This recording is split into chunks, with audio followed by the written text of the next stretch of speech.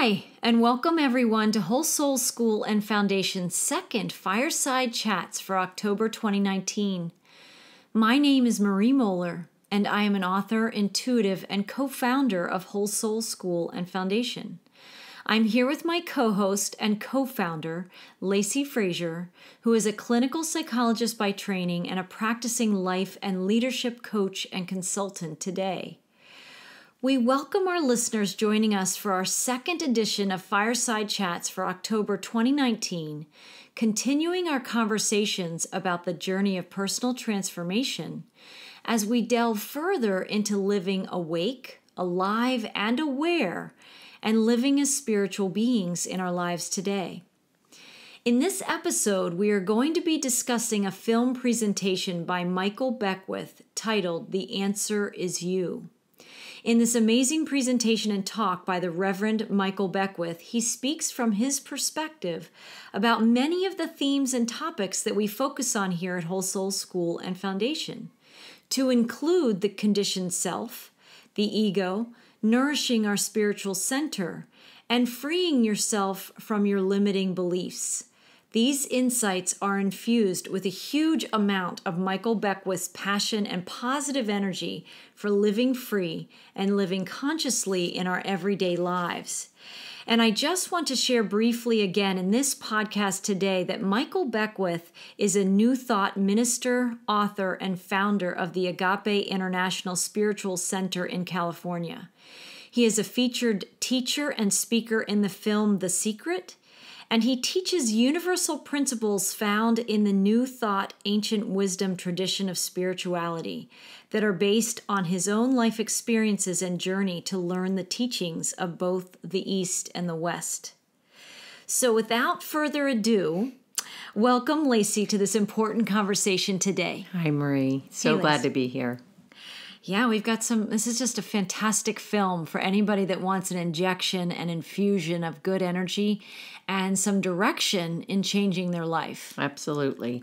You know, it's really not as much a film as it is a public television presentation. Mm-hmm. And, you know, Michael Beckwith, I find him so incredibly engaging and so aligned with how I think and feel and have my own self found my way to my own awakening through a lot of his teachings.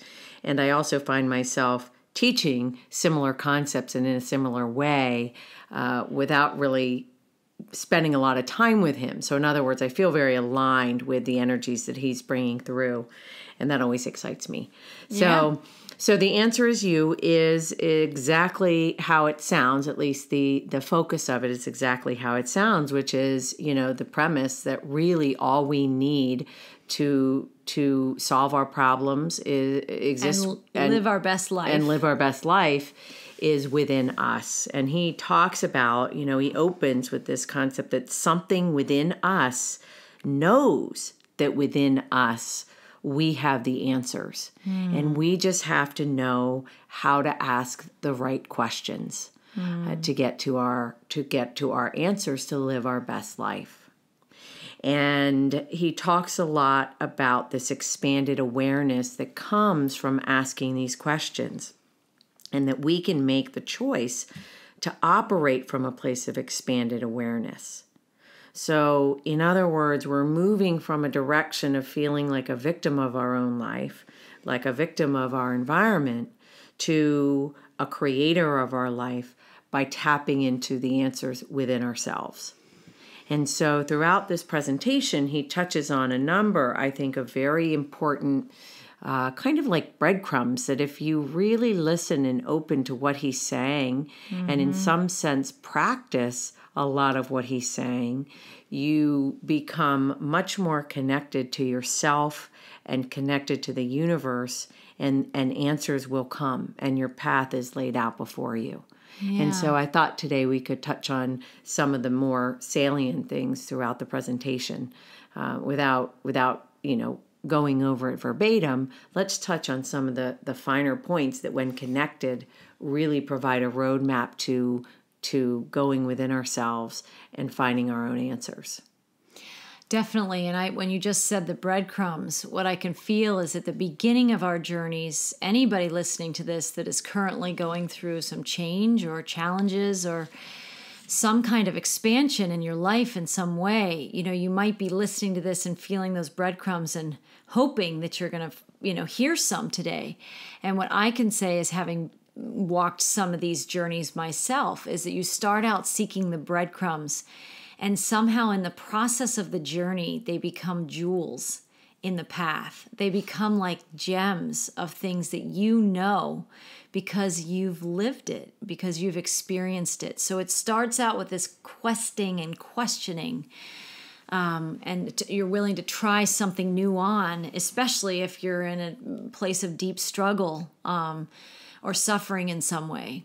But I do see those breadcrumbs transforming while you're in the journey. They're not just plain old earthly breadcrumbs in a path. They start to light up as jewels in your path, and you start to live that kind of sparkly, brighter, magical nature where life is moving through you. We talked about that a little bit. Also, wisdom from Michael Beckwith in our first podcast this month. But you start to feel the gems of the journey are you. That's where the answers have become you. Right, exactly. Yeah. And, I think sometimes it's hard for some people to hear that and really know, well, what does that really mean? Mm-hmm. Yeah. And I'm not going to rehash our whole, 9 months of podcasts, but we certainly have been on this journey for 9 months at Whole Soul School and Foundation. And each month we have built on the month previously, and it's been a real unfoldment. Those are breadcrumbs. Those are breadcrumbs that become jewels. And so if you're tapping into us and this conversation for the first time, we invite you to go back, because each month built on the next. And it doesn't matter if it was in 2019 and you're hearing this for the first time in 2022. The breadcrumbs are still the same for anybody in the journey. Yeah. So we all move through these stages and phases of uncovering our true selves. So It's always good to review that and go back, because all those messages, we've done this on purpose, that it would be an archive of the journey. And those breadcrumbs, if you just follow along and you watch some of the films that we reference or check out some of the books that we talk about, it will help you in this process. These are all supportive tools and resources that you can use in your own path to support you and inspire you and kind of cheerlead you on through the journey, because everybody needs an infusion of good energy, especially when we're struggling the most. Absolutely. And if there's anybody that can get you inspired in your journey when you don't feel so great, and you feel pretty much kicked to the curb and really at a low point, Michael Beckwith is just fabulous to listen to, because it comes through his whole body. Yeah. It comes through his whole being. Well, and you definitely feel that he's channeling universal wisdom. Yes. All the time. Yeah. And so in this particular presentation, he really starts with, he reminds us that we as human beings, we are conditioned, right? Growing up, we are conditioned by forces outside of ourselves, and we come to believe our identity rests in beliefs of people and experiences outside of ourselves. And one of the first things that he wants us to do in an effort to get in touch with who we really are as spiritual beings, as energetic beings, is to start to become aware of our mind chatter, and to gain an understanding and a realization that we are not our mind, right? That we have so much mind chatter, and that mind chatter is really related to all the programming that we inherited from our external environment growing up. Parents and school, peers, the media.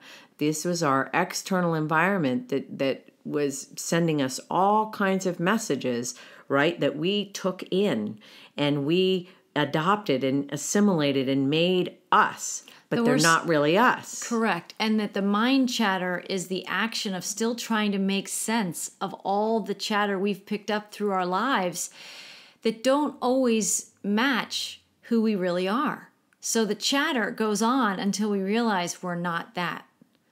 We're not all of that chatter that we came into this world and started to take on as our own. And it just, many of people listening to this might resonate with what I'm saying or might not understand what I'm saying. But if you really think about the conversations you have with yourself all day, every day, because the only person you're with 24/7 truly is you.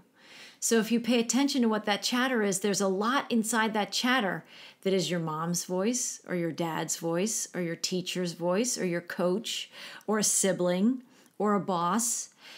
Or a spouse, there's infinite numbers of voices we have going on in this mind chatter, Lacy, that he's talking about, that just aren't us. But we can spend a lifetime talking with it. Absolutely. Amen. And burn up our time. Right. Right. Right? Yeah, exactly. Yeah. Exactly. Burn up our time on all of that. And so what we first have to do is we have to become aware of that chatter. Yeah. We have to say, oh, there it is. Or we have to say, I'm not going to be a slave to my own mind. I think he actually uses the words, and I really like this. He says, I'm no longer a subject to the rumors in my mind. I really like that, because our mind chatter that came from our conditioning, that's what they are. They're just rumors. They're not who we really are. And so it's to become aware of the mind chatter and to really individuate ourselves from that, to understand that chatter is a programming or programs that continue to run kind of on autopilot. We have to become aware of when they show up. We have to become aware of how they show up in our life. And then we have to work to let them go, not give them our attention anymore. Right? We have to begin to feel our own unique individuality that is separate from that programming. And what helps us to let it go, though, is to first see it. Absolutely. At first, we just think it is us. And then we have to witness this chatter that we're just sort of witnessing and reviewing whether or not it is us. And once we understand it's not us, then we can understand to let it go. Beautifully said. And another sort of adjunct to that is having a belief that we are good inherently, that we have greatness inside of us, right? That we have a light inside of us, that there's got to be something more inside of us that we are working to access. So we're not just trying to let go, we're not just trying to become aware of the programming and let go of the programming, but we're doing that in order to make a space for our true greatness and a space for that to come and express itself through us. That's right. Right? Yeah, and we have to make space. We have to make space because otherwise it's cluttered with all of that chatter. Right. Yeah. And he talks about, and I know I want you to mention this concept of indigenous versus endogenous, because it speaks to what's inside of us and what's waiting to be created. Right. I mean, Michael Beckwith really makes this powerful point of what you were just saying, that our good isn't outside of us, right? Right. And he distinguishes between two words. The first is indigenous. And when anybody hears that word, you might think about, maybe as a good example, a particular plant. I think he might have said, if something's indigenous, it flourishes in a particular environment. And he gives the example of a palm tree. And so if a palm tree, it could flourish in a very tropical environment, probably in Hawaii, certainly in Florida and the U.S. I don't know if there are palm trees, Lacy, south of the equator. Are there lots of palm trees other places, or is it more? Well, tropical climates, wherever those are. Wherever those are, but they match that particular environment. They're indigenous to that climate. Yes, I would like to experience more palm trees in my life, I have to say, but that's a little aside. That is a little aside. So that's that energy of indigenous, something belonging and flourishing in a particular environment, and where the palm tree would flourish in tropical environments. But if you pluck that palm tree out and you stick it in the middle of Alaska, it's not going to be very happy. Right? So it's kind of tied to a particular environment. It can't just thrive anywhere. Right. But then Michael Beckwith talks about the word endogenous, that I believe he references, if I heard this correctly, that Ralph Waldo Emerson talked about this concept of something being endogenous when you create your own environment from within. So you create your outer from your inner. So it doesn't matter where you are. Right. You have complete soul location freedom. Ooh, I like Right? that term. Soul location freedom. Freedom, right? So that palm tree does not have that. It is indigenous to its particular climate Right. and environment. Right. But when you're endogenous, right, to me, it's like being whole into yourself, right? Whole into yourself.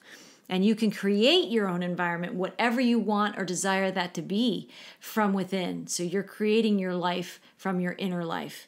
And so you can be anywhere and bring forth who you really are. Well, and again, just a little aside, but not an aside, is that what you just said is really the basis for my empowerment coaching as a professional and what I'm doing with the men and women in prison. It's about teaching them that their power lies within to create a different reality. They may be in a small cell within a big prison and have all these walls around them, but the truth is their reality exists within them. And how do you empower and teach people to feel that inside of a physical prison? That's really powerful work, I have to say. And so I have chills just hearing you say that. Yeah, I kind of did too. Yeah, I mean, it is really powerful work. And when you can work with people in that particular environment to help them understand that their inner life is creating their outer life. Exactly. And in some ways, this is, a lot for some people to understand, but that inner life created that outer life of a physical prison at some level. Right. And because they're the creator of their life in this endogenous understanding, they can create their way out. Right. They have to go back into that inner life to create a new path for themselves. And they have to believe that that's possible. Right. Which means they have to clear out the chatter and the clutter. And that's where it begins. It really, just to reiterate, it begins with becoming aware of the chatter and the clutter. We become aware that the chatter and the clutter is just programming that we adopted and took on growing up as part of our conditioning. Yeah. Then as we work to let it go, we are motivated to let that go, to create a space for our inherent goodness that is within to thrive. And he actually calls it creating the proper conditions for the rising up of all the potential for the ultimate expression of all the good in you. I love Michael Beckwith. Can you just say that again? I will. So we want to create the proper conditions for the rising up of all the potential for ultimate expression of all the good in us. Yes. Well, yes. And so I wanted to tack on one more thing to what you just said, but where he's talking about this then endogenous versus endogenous perspective of living your life, right? And how he says then that everything you wish for is within you. There is so much power within you. No longer will you be victimized by errant thinking, right? Whether it's biological, attitudinal, or situational. You don't have to be victimized by your own errant thinking.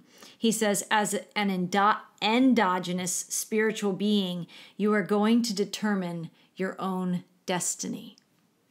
That's good stuff. And here's his quote around that about destiny and fate. He says, fate is what life brings you. Destiny is what you do with it. So, that's just yeah.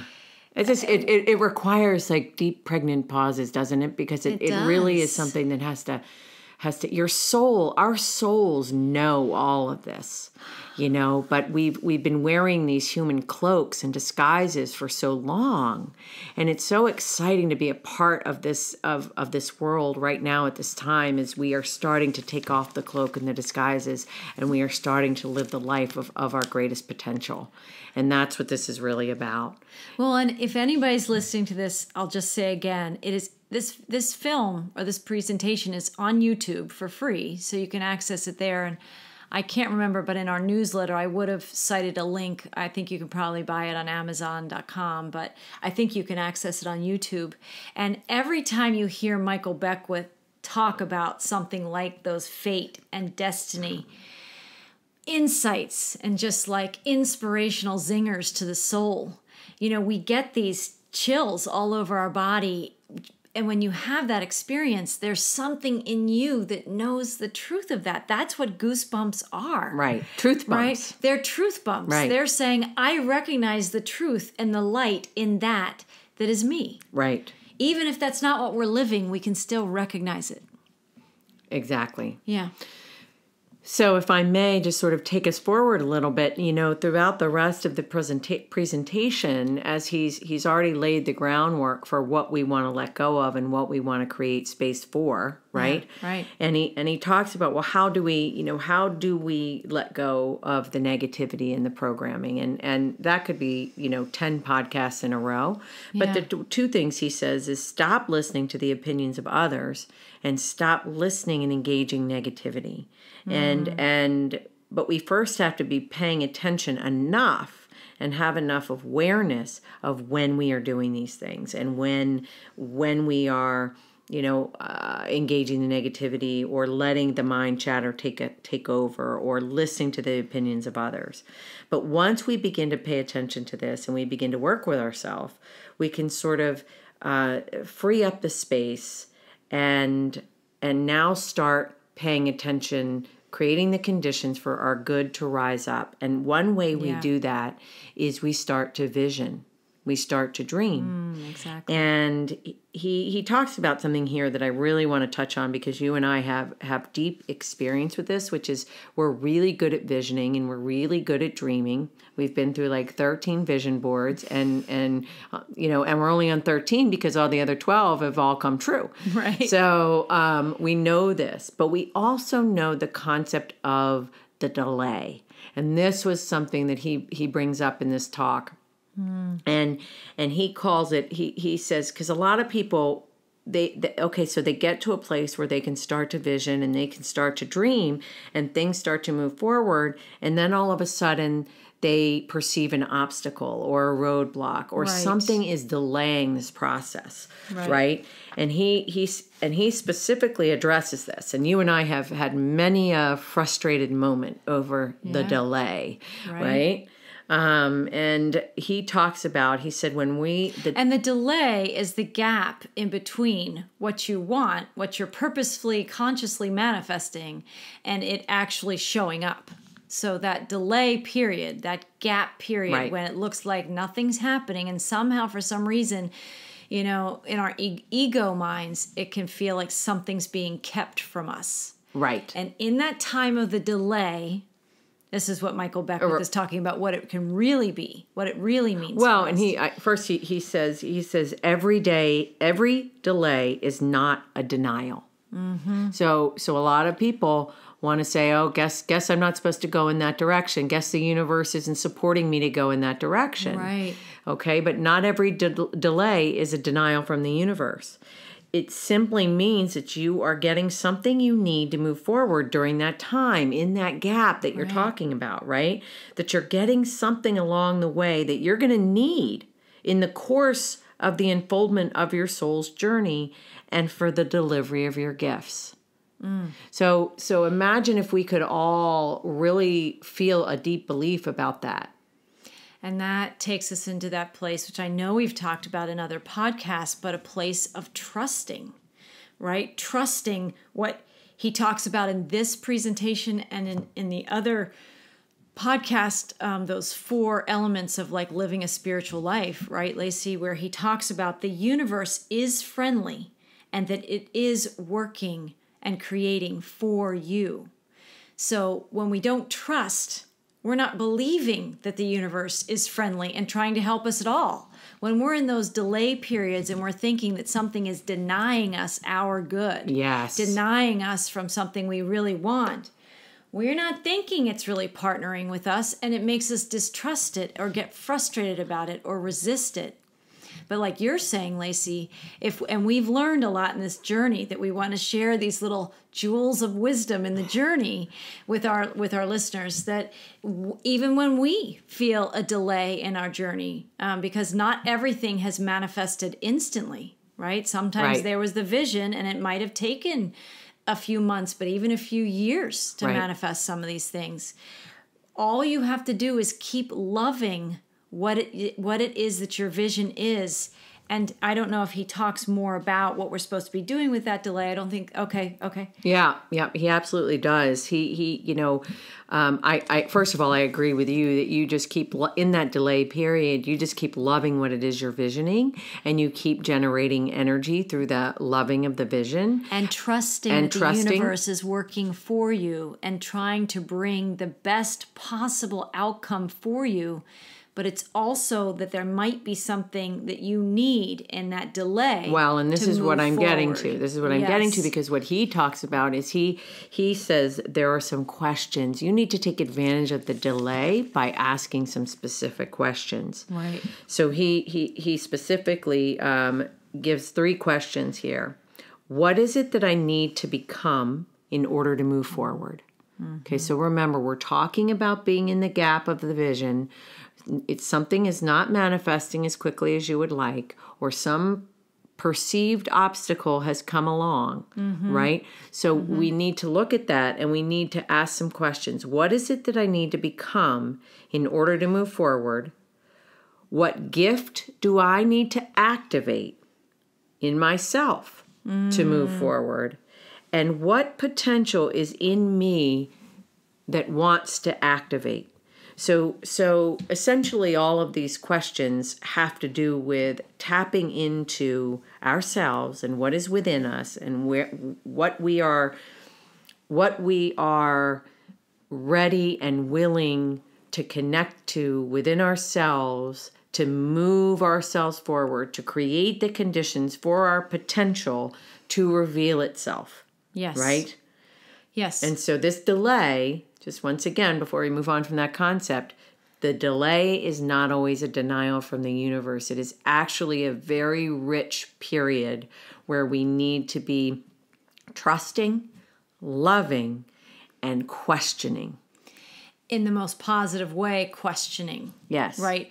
And I think we're going to talk a little bit more about that, but not in the negative, complaining kind of questioning, but more in the positive, empowered kind of questioning that is really self-reflective, that's really tuning in inside to what it is inside us that wants to grow, that wants to learn. What is this little nugget of information that the universe is giving to me in this pause while it orchestrates on my behalf the best way for me to access what it is that I most desire.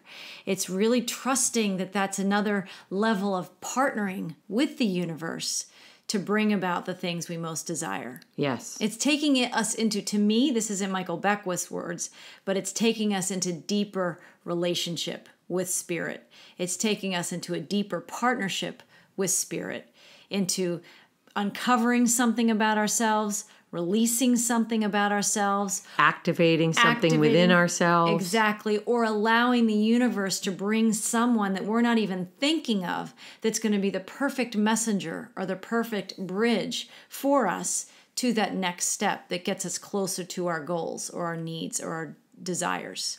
Right. So, right. Yeah, that was a very powerful reframe for me too about that feeling of the delay that sometimes we've experienced, and that, early on, I think we did push against things and feel like, why is this, I don't think I used the word denied, but why isn't this coming? Why isn't this happening? Right. Right. Everything looks lined up. Like I'm super excited about it. I'm all the signs are showing us this is the way. Right. Right. Everything looks like it should be here. Right. And yet it's not. And then there can be frustration that happens with that. And when you're living a spiritual life, anything that erupts or comes up in you that is not a good feeling, that's the time to take a look at what's causing that resistance or that reaction in you. And it often is something about not trusting that the universe is a friendly place and the universe really is acting on our best, trying to serve our greatest good. And if it's not looking that way, then we have to take those pauses to go into that deeper relationship with ourselves, our souls, and our connection with spirit, and then listen and listen to see what shows up. When we listen, we open.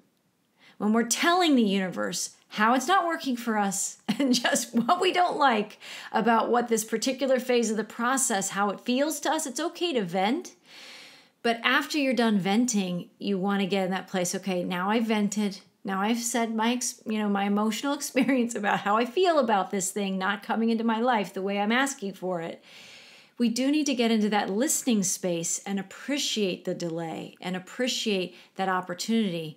And then we open. In the listening, we open. Yeah.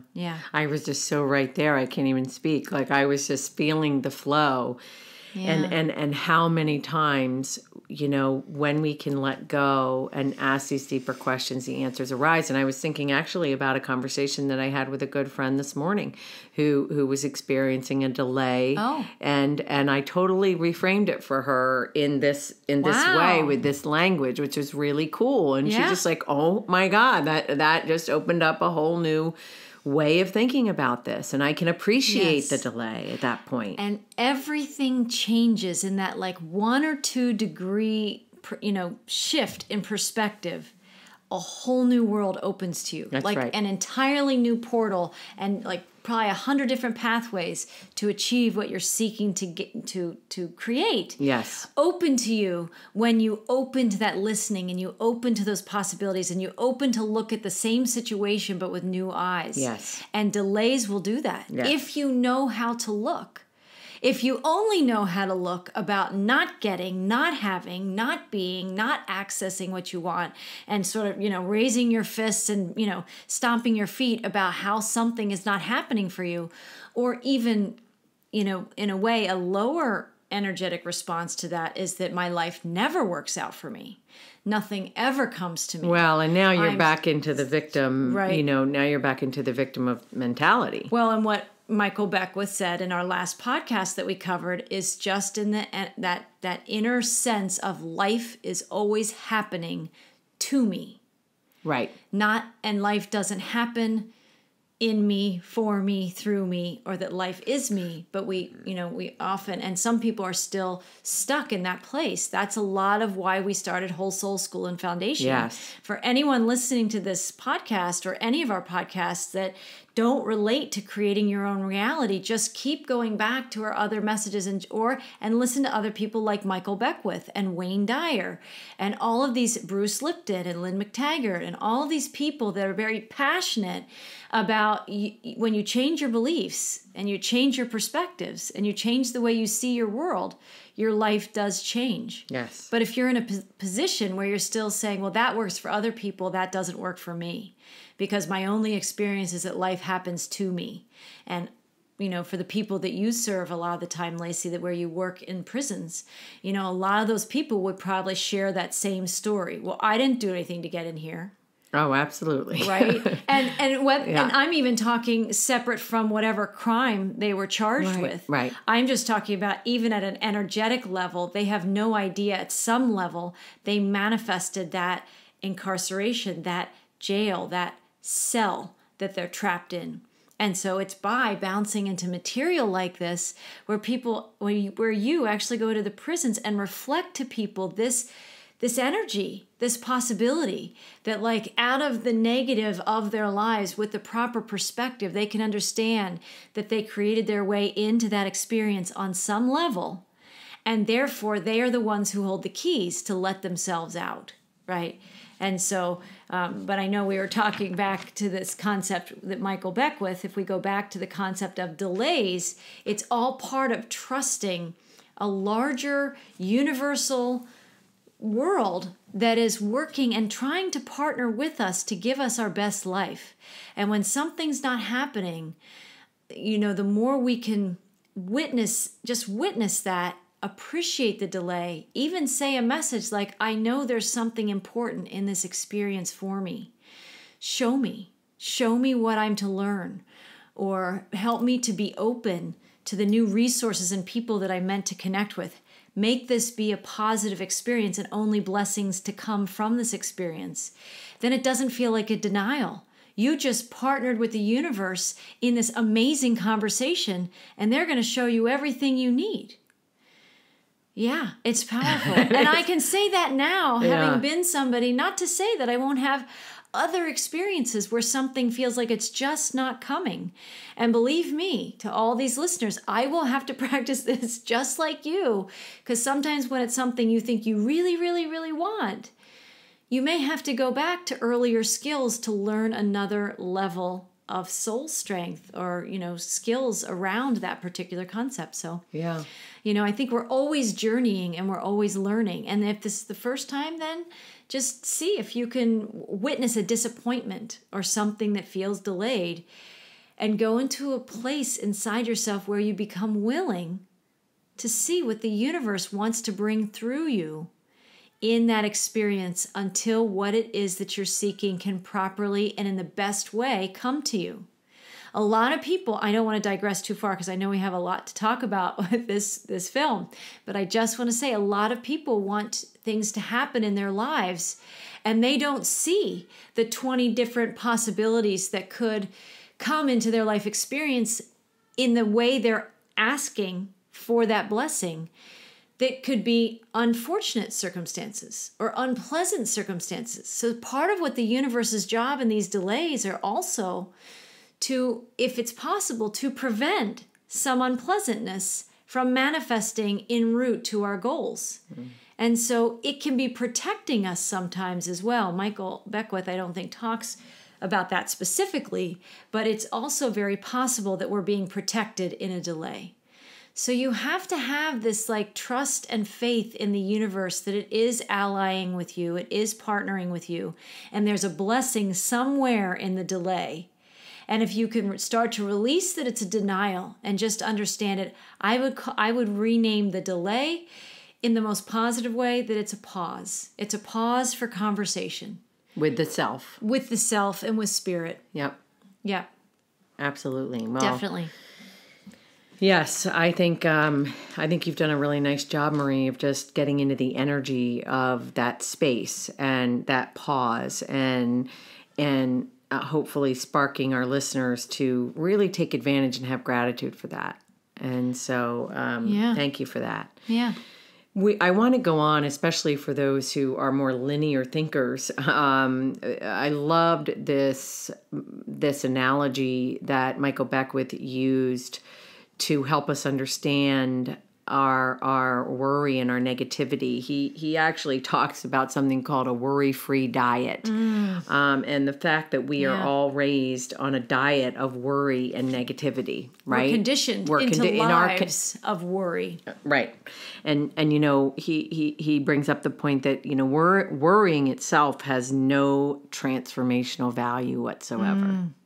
That is such. Right? He does such a good job of sort of illustrating this in the film. Yes, he does a great job of that. Right? Yes, it really does not benefit you, and it doesn't have any value. But yet, many of us still engage it. We do, and you know what we're doing when we're worrying is we're rehearsing in our mind all the things that we don't want to happen. Yeah, and guess what that does? It brings them to us. Correct. Why? Because of vibration, and we are electromagnetic beings. Right?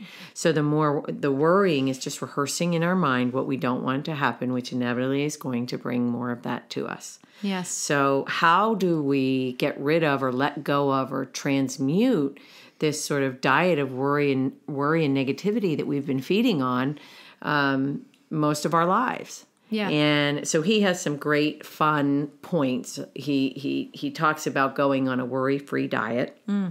And he begins with that we need some matzo ball soup, in our diet, which of course is I think plays on the matzo ball. Right, exactly. Right. Thank you. And really he breaks the matzo ball soup into not so, saying not so to the things that we don't want or that aren't aligned with us or aren't a vibrational match. Like that mind chatter he's talking about, all the clutter that runs constantly as a 24/7 tape in our minds and in our awareness all day, every day. That's where you can begin to say, well, that's just not so. Exactly. Right? That's just not so to any kind of the worry and negative. I can't start that business. I can't change the way that I am. I can't buy that car that I need. Right. I can't not take that course. So. right? Not so. It's just not so. It's just not so. Right? And that's especially to those limiting beliefs, all of the things that would keep us really small. We're not designed to play small. Right. We're designed to shine bright. And so any thought that you're having at any time, and not to say that I don't have them, and I don't know, Lacy, if you speak about that, but we all have thoughts sometimes that run through the course of our day that's like, oh, I don't know if I can do that. Right. Or I don't know, right? And that's different than I don't know if that's meant for me in my path. When we're actually just telling ourselves that I don't think I have the skills or the strength or the whatever it is that to be that, whatever that is, that's the ego's efforts to keep us small. Right. And that's when we have to turn to those, it's our own dialogue with ourselves. We have to watch ourselves saying those things, and then we can say, it's just not so. Right. And so I know you're going to go on, but I want to give a tiny little example of that. Yeah. That in my work and the blogs that I do and the messages I bring through for humanity and the work that I do on a weekly basis is I have been releasing that in blog posts that have text and videos. But my videos, I have a still static image on the videos. And so one of the ways that my ego has helped condition me over the years is that I have believed I can't get on camera, right? That I just don't feel comfortable on camera. I don't look good on camera. Whatever the belief is, I think more the way I feel it most of the time when it comes up, it's just I can't get on camera. And really, I got some nudges recently in the last few months, especially from a particular friend that was incredibly helpful and said, I think you should get on camera, at least for some part of your blog message for the videos that you put out, because people really want to connect with you.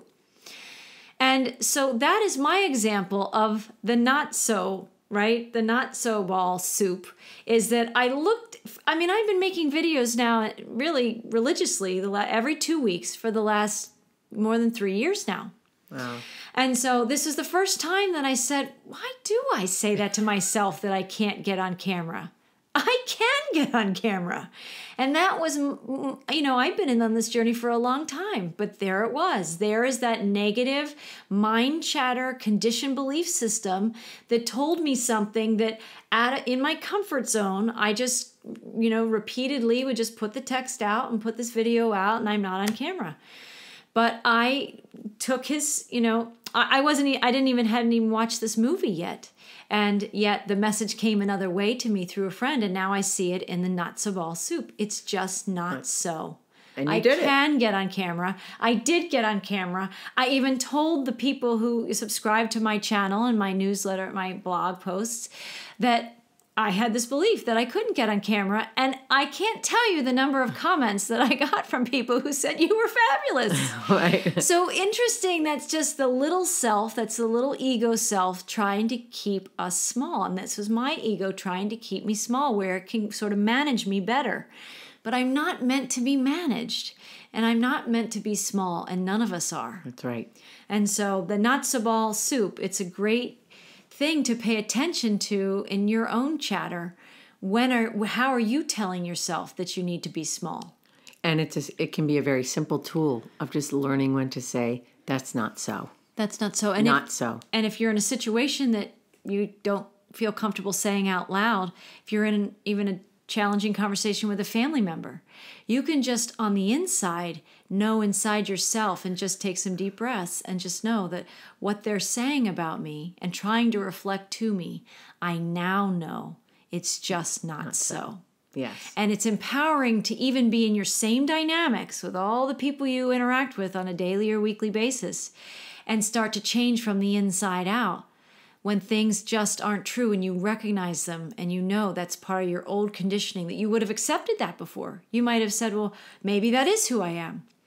You can start to really look at that and say, oh, no, that really isn't who I am. That's just not so. And inside, right now, I'm going to know that about myself. And they can keep saying that for now. I'm going to know differently. And that's part of what the not so ball soup means to me. I'm going to know differently who I am. Yes. Yes, yeah. And that's a nice segue into the second ingredient of his Worry-Free soup, which is to add cheery, O's. And I love this. But he talks about being able to say, oh, as a response to the negativity around you. So we've all been in situations where we find ourselves in a conversation with somebody else or a group of people who are engaging in gossip or judgment or complaining, just a lot of negative energy. Yeah. And we have to learn to recognize that because we are committed to our expanded awareness. That's exactly right. And to be able to say, oh, right? And then walk away or not engage. And he actually sort of says, tongue in cheek, we say to ourselves, oh, I gotta go. Right? So we sort of excuse ourselves from engaging in the negativity that is outside of ourselves. You don't have to try and stop the negativity, because that often doesn't get a very positive response. And you don't have to tell them all of your new philosophies that are emerging through your heart's awareness and your growing consciousness. You just have to neutralize that energy in your own field and in your own belief system by saying, oh, okay, gotta go. Exactly. But, right? And he gave an example that I remember him saying, when you're sitting around with people and they might be gossiping and they're telling you all the things that are challenging and terrible in their life that aren't working for them. And they might say something like, life is hard until you die. And they're waiting for you in the group to say, I know it. It's just terrible. We're just waiting for death. Right? And he said that's a perfect time to sort of say, oh, right? And I gotta go.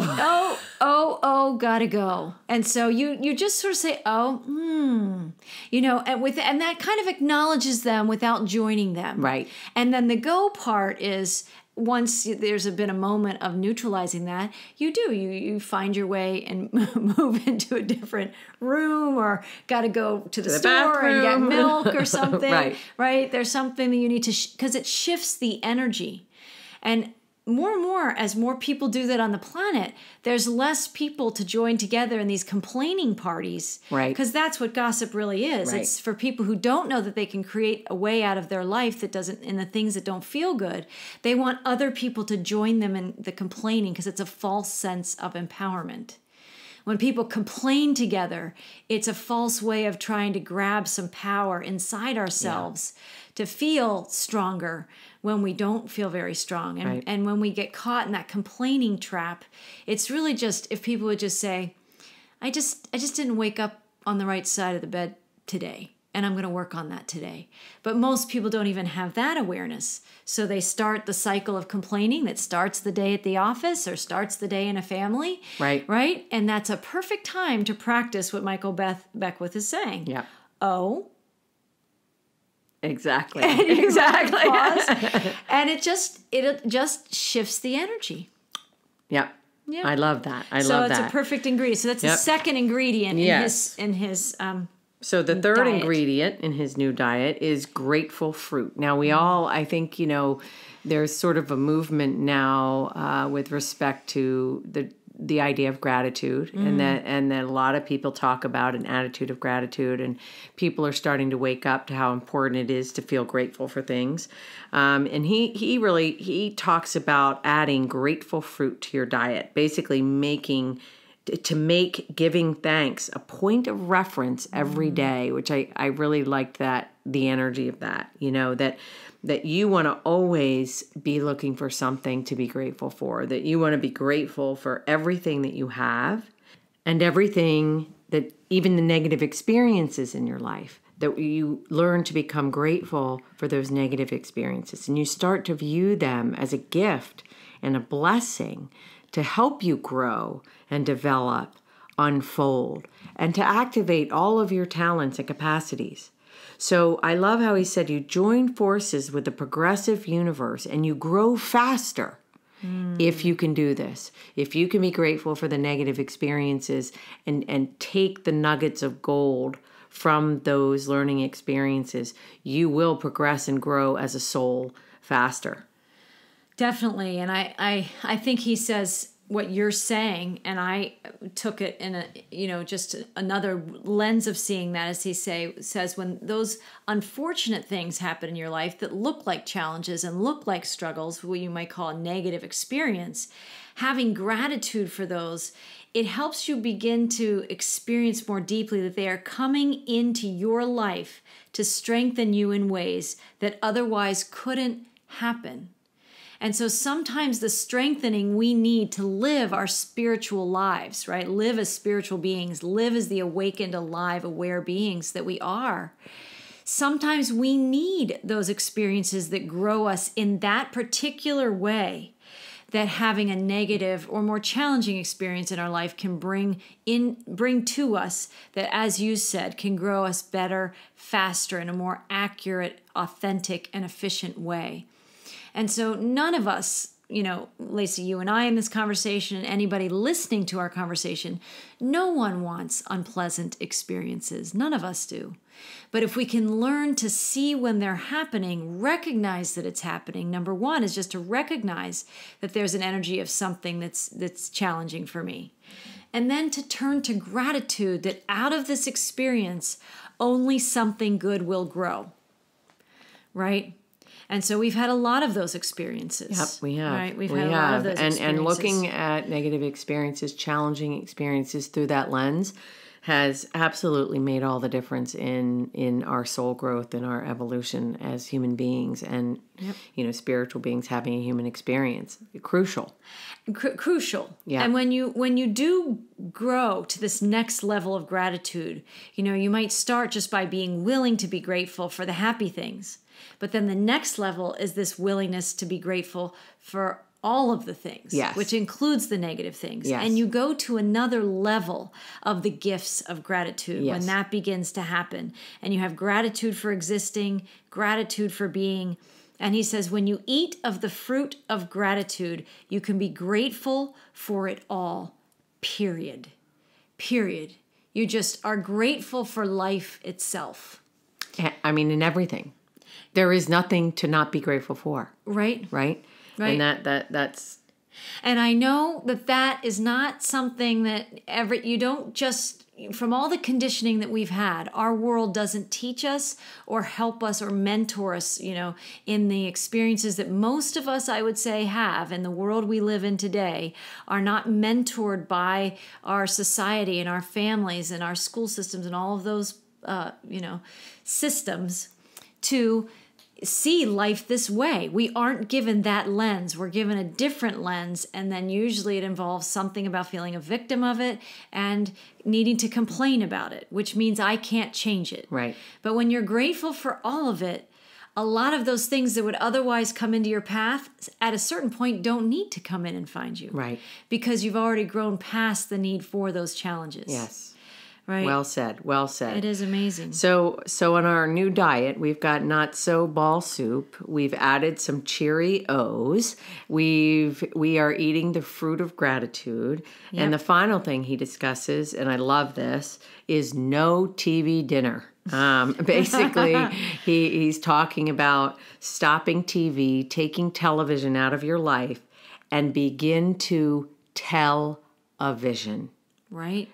So no more TV dinners around the TV, or lives set up around TV. Right. Begin to tell a vision. Right. Share your vision on a regular basis. Right. Start generating energy around what you want to create.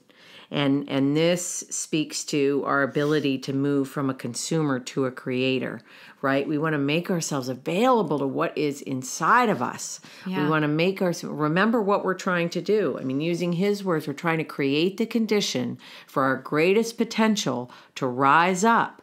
Right? That's what we're doing. And this no worry diet is all about that. So no TV dinner, stop watching TV and begin to television. Get your friends together. Get people together that are like-minded, that share a vision, that can support your vision, that can generate energy around the vision. And you have a vision party and not a pity party. Yes. Right? He said that too. Yes. Right? So you have people who are going to celebrate who you're becoming. Celebrate what you want to create. Celebrate the projects you want to bring through. Celebrate just the gift of being a creator being. Yes. Right. And you know what's also amazing about that is what I have found is as you turn your attention, and that's what this is, it's putting your energy towards, it's turning your attention to the good, the creative, the vision that you want to create. The other negative people, circumstances begin to fall away, right, in your life, because you have now begun to really individuate yourself from your negative conditioning. And so those things that are a match to that negative way of thinking and the negative conditioning must fall away. It's kind of that quantum law, right? As we turn our attention to what it is we truly want, desire, as we turn our attention to that vision, this is what happens. So it's very, very powerful. And, he also says, and this is not part of the diet, but it's a concept that he talks about, which is living your life as a sacred yes. Basically saying yes to life, being receptive. Right. What gifts want to express through me, he says, right? Opening to that every day. Right. Right. I think one of our friends, Alton, if you're listening to this, and you should be listening to this, said something that I think when he wakes up, he says something like, God bless me and make me a blessing. Right? That's a prayer, for every day. And ever since he said that to me, that's just another way to say what gifts want to express through me.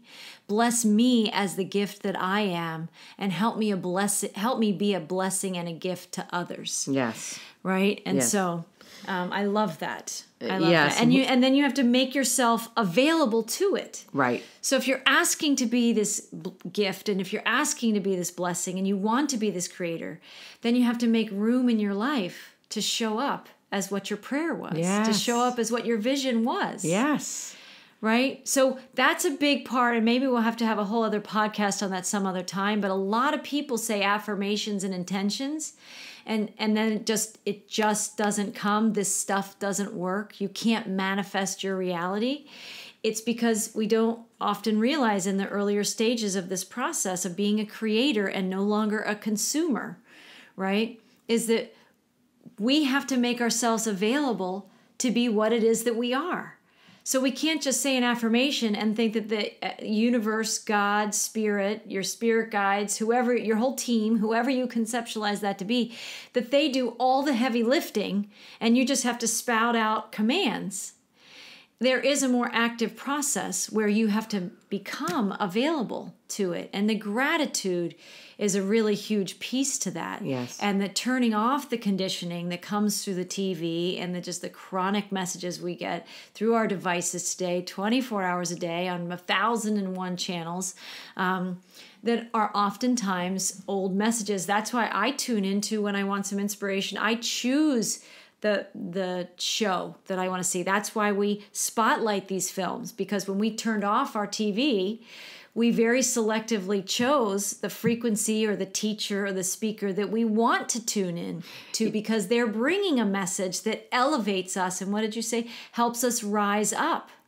Helps our potential rise up. Yes. And I want to just jump on and let our listeners know that we did, in fact, turn off the TV almost 15 years ago, 16 years ago. Yeah. And we consciously choose everything and anything that we watch and listen to.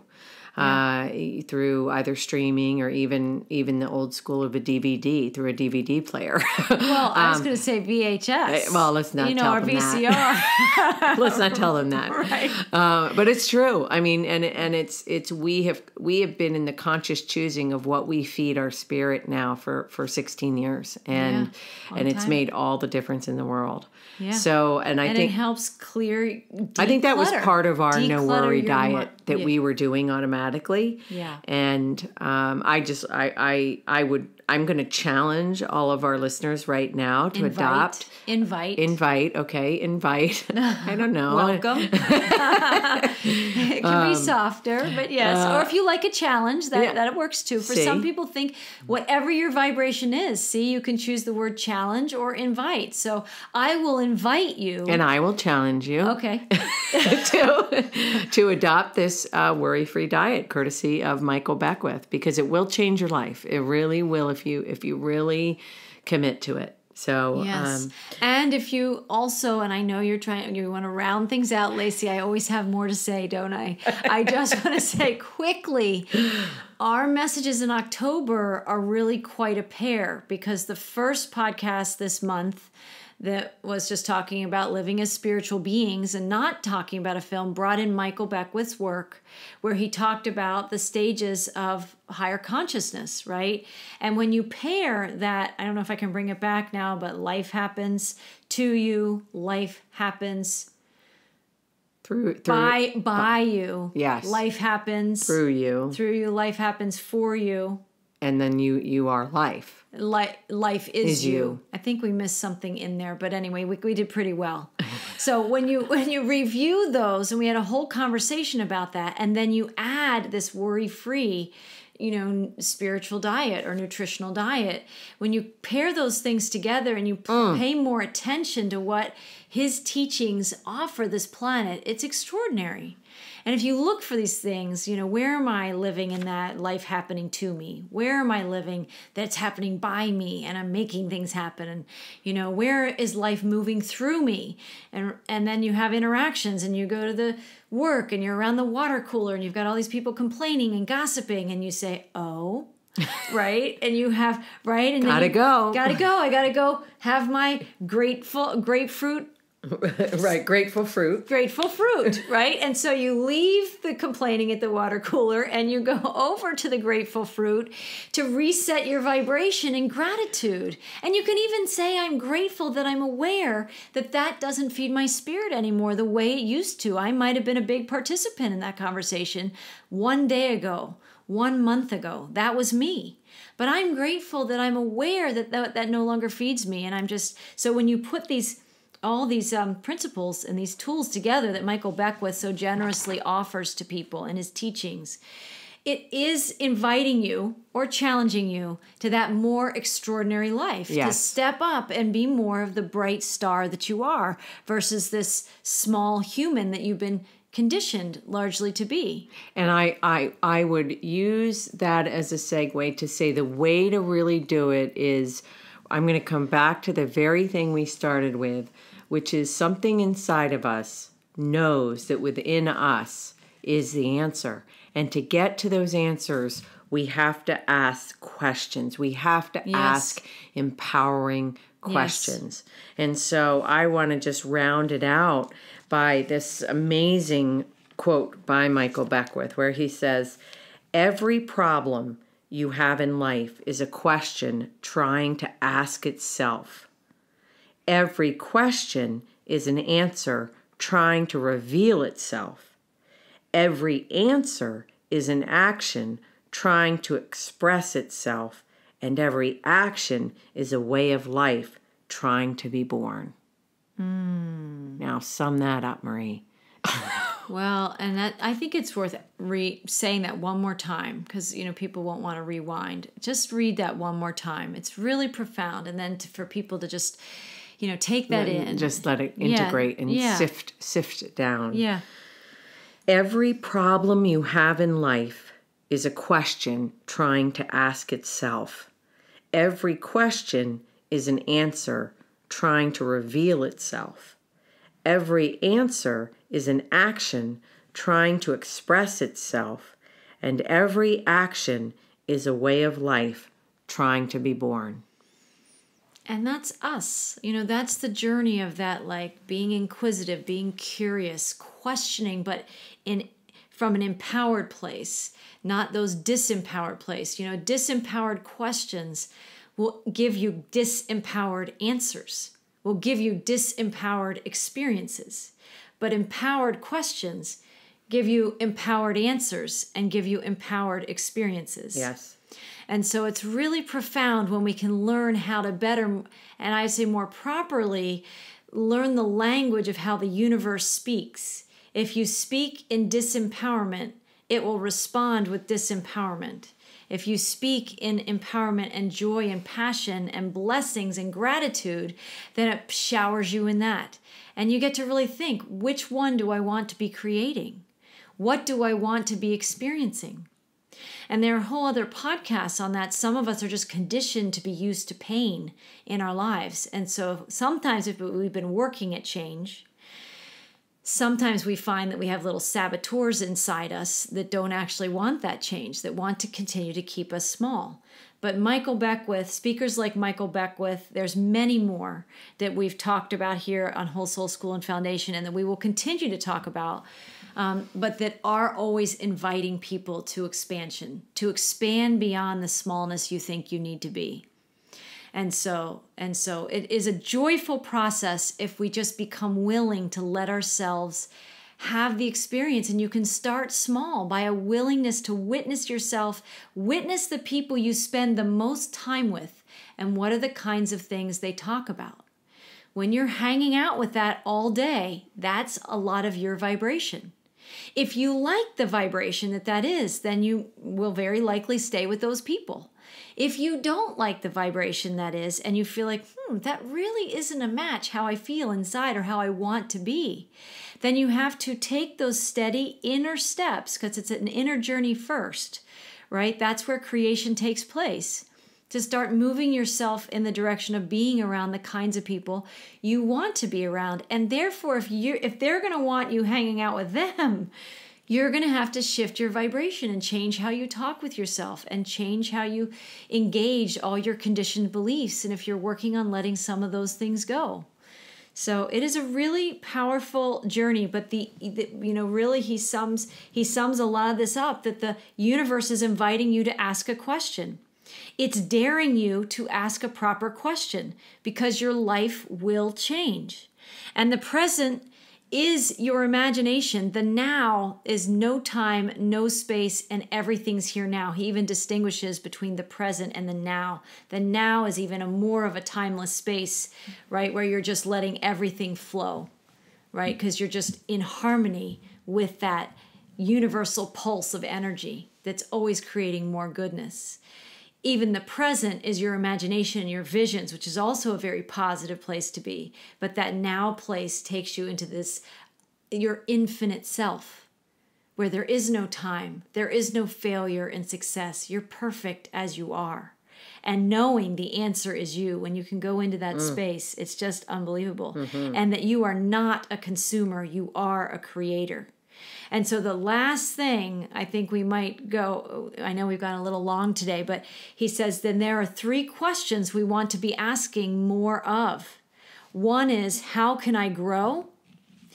2 is, what can I give? So the first is, how can I grow? The second is, what can I give?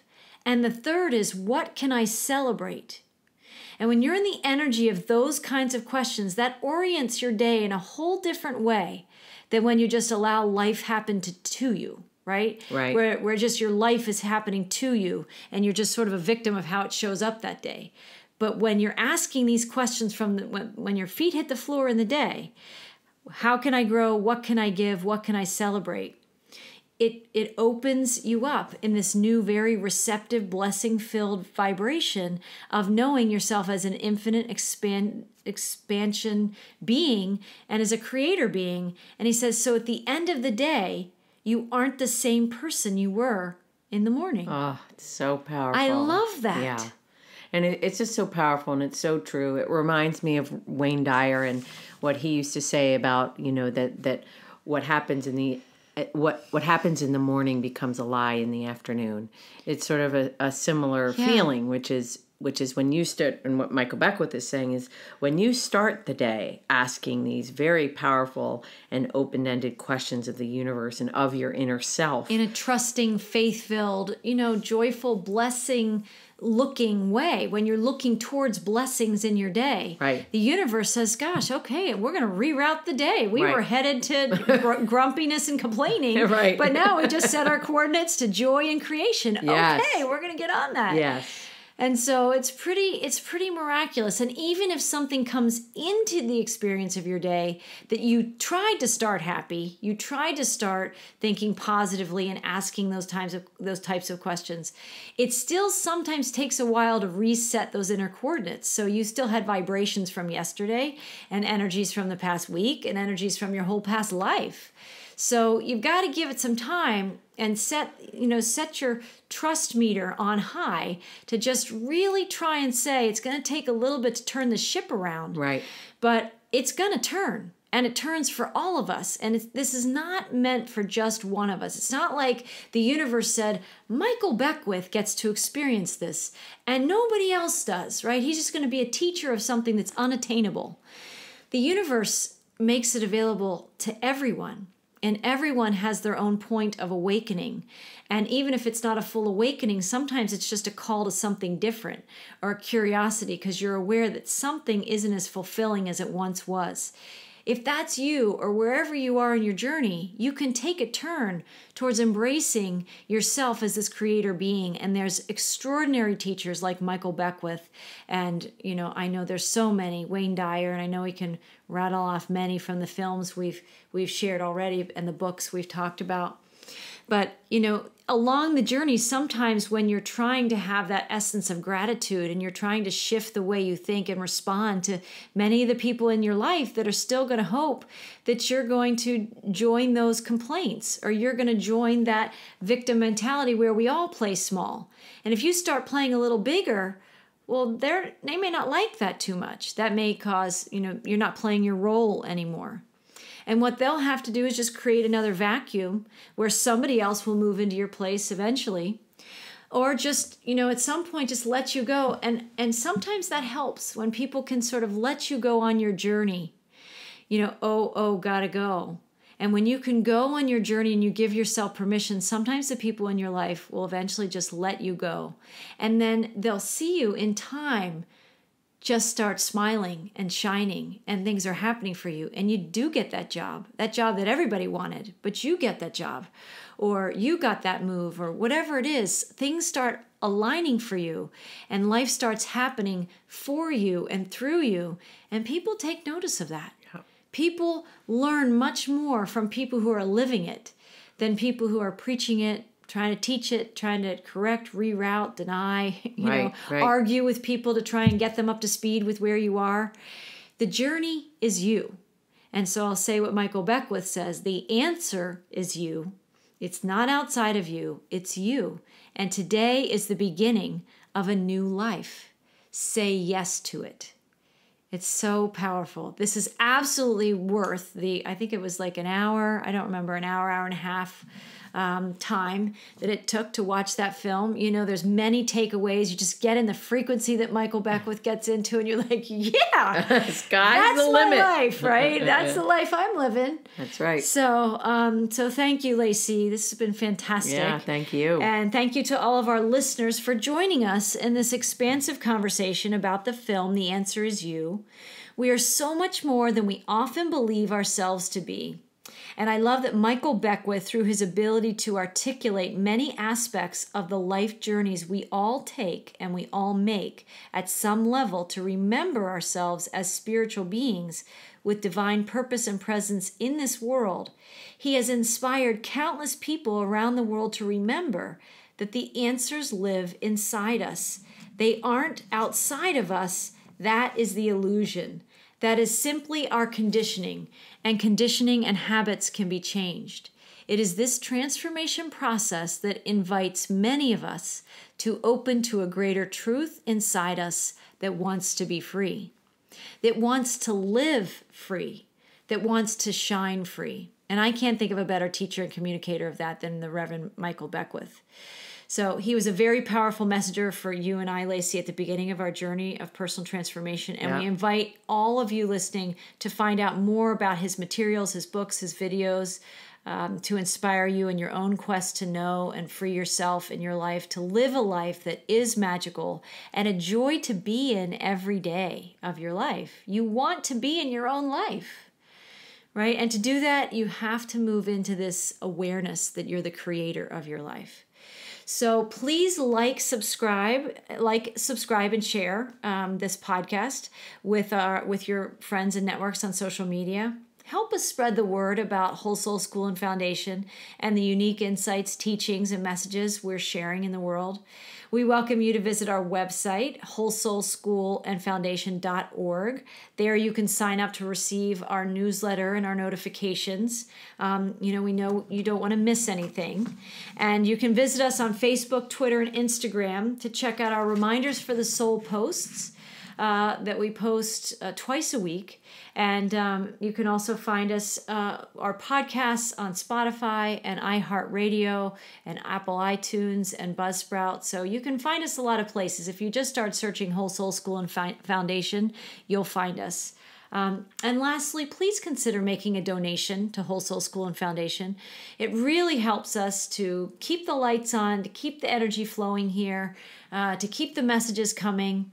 And as we turn the corner into 2020, we really have a goal of beginning to send a lot of these messages in book form or in actual, tangible form to people whose lives have been affected and impacted by incarceration. So whether they've been released from prison and they're in halfway houses, or whether they are currently still serving time in prison, they desire these messages too. And they want to live new and different lives. And sometimes, the material just hasn't found their way to them yet. So through Whole Soul School and Foundation, we're going to really step up that part of our vision. And when you support us through donations, you'll be supporting those at the moment. I'm calling them gift baskets. I'm not quite sure, but mailings to people who are currently inmates or people releasing and re-entering citizens who are coming back into society. So thank you for your support. Thank you, Lacy, for joining me. And we'll see you in November. Wow.